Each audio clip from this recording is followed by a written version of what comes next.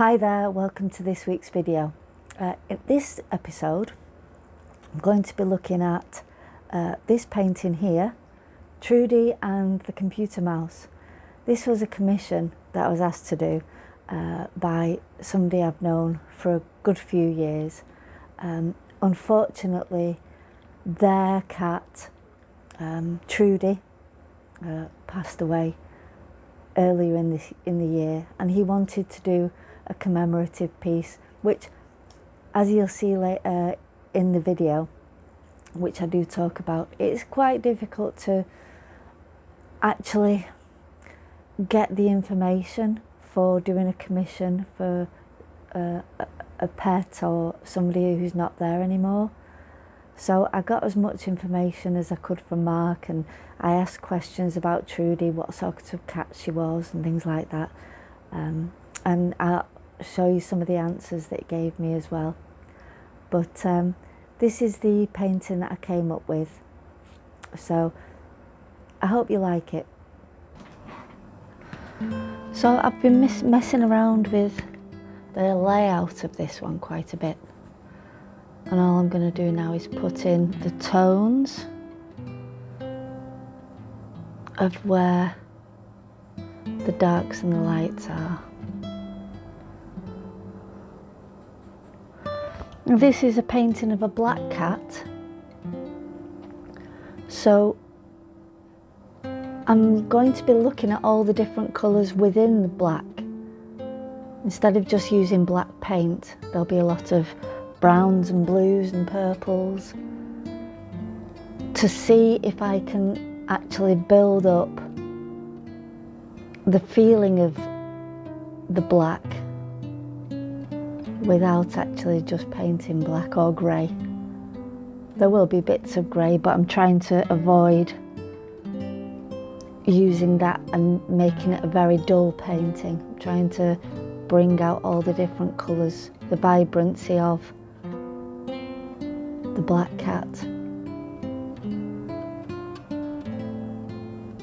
Because there's never a time when black is actually true black. Well, there is obviously, but when there's a lot of light being bounced around in the painting, which is here the light coming from behind almost.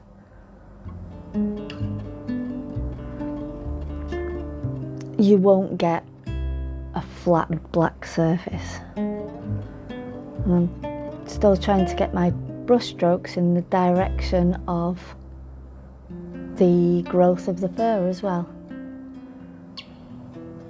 Painting an animal portrait is very similar to a human face in that if you're not careful, you can just do a picture of a particular animal, but the owner won't recognise it. It will just be a picture of a black cat.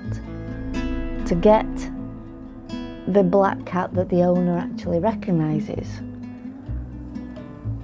you've got to get all the features in the right place and try and capture some of the character of the cat. So this cat, I actually asked for some videos of the cat and asked what the cat was like, because unfortunately she has passed away. So I got as much information about her, not just a picture. This is from many different pictures and videos. So I felt as I could get to know her before I started painting her.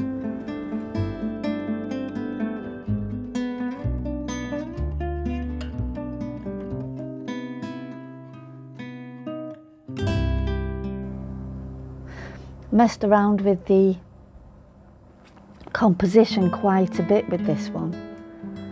I had the cat lower down and I had the mouse in a different place.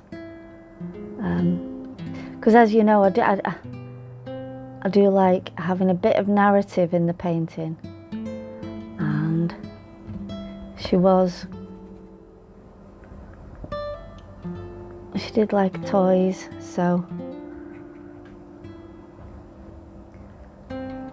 I'm making a pun on a computer mouse. So she's sat on a computer on a laptop. And this is the computer, the mouse, the laptop mouse. And she's got a beautiful tail, so I'm bringing that round into the painting as well. This is raw umber at the moment. It's just a nice transparent brown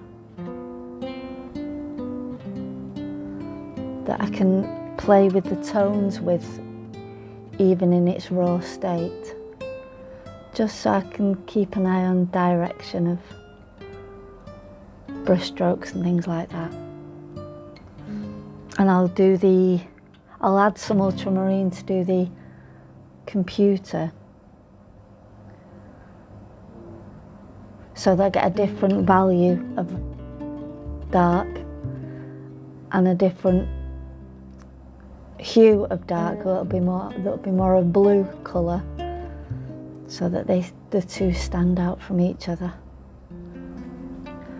And this will capture more of the computer. So with this I want to do quite rigid strokes.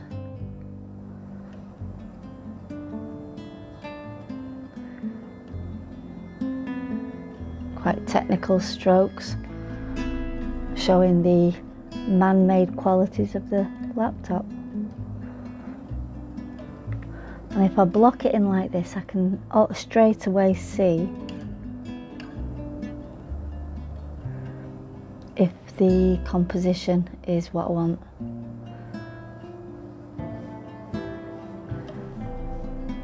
Once I've got the tone in. And this black surface here of the screen will be fantastic for actually getting the light coming through her fur there. Having that light coloured edge to the fur there with the dark behind will be great. And up here where there's quite sharp lines, that's going to be light behind, so that they stand out as well.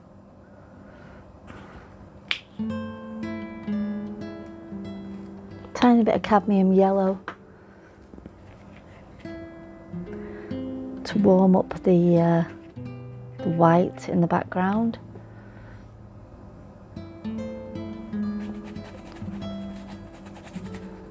So it's a more natural composition rather than just having bright white. Might introduce a tiny bit of the green of the outside through the window as well, but only a very, very small amount. Just hinting at it. And again, this will be built up in layers. So the texture of the brush strokes will be there, but they'll be layered up so the texture has depth to it rather than being flat. Keeping everything quite cold at the moment. I'm not adding any brown, red to the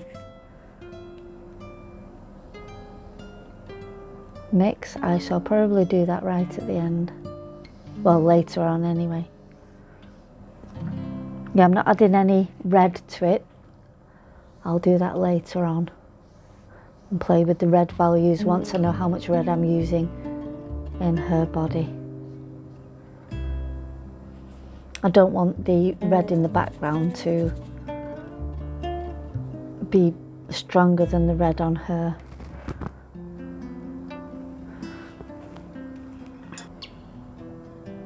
And there's going to be a wire here and mouse's tail that way around. So that, yeah, that's better.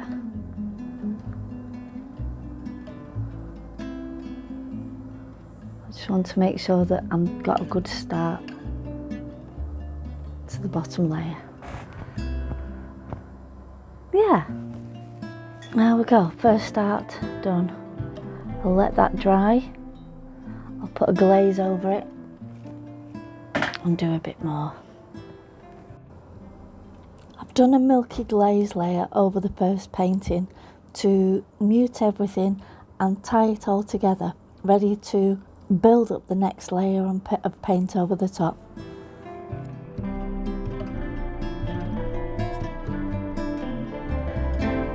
This is dry now. All the original marks have been merged, but I've got another layer to put on top of this now.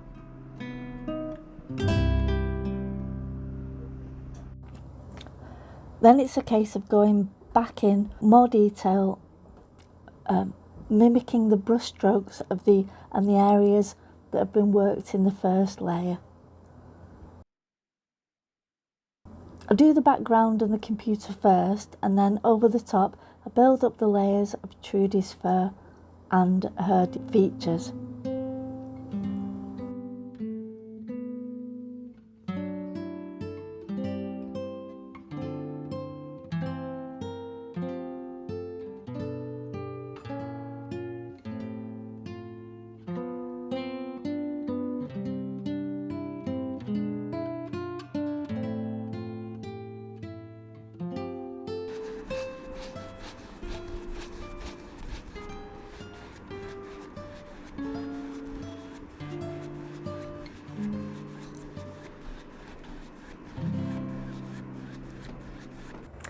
So that's how I painted Trudy and the computer mouse.